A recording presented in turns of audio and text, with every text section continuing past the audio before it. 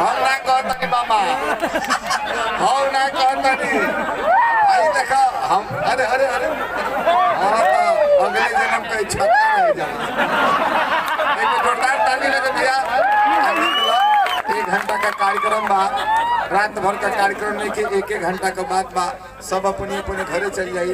Programme का ये बहुत खुश नसीबी बा कि आप लोग को मोहब्बत हमने के साथ ही बा कहल जाले भैया।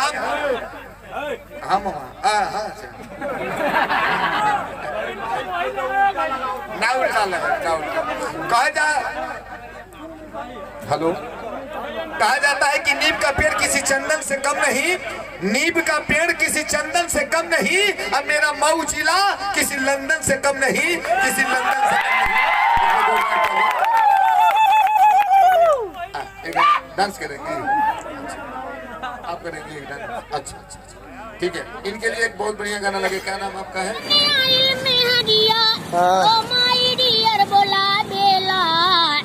सासू से बैठल घोड़ दबावे, बुढ़ऊ से चूल्हे को तवावेला, होता सबेरवा आर्डर चलावे, चाय बना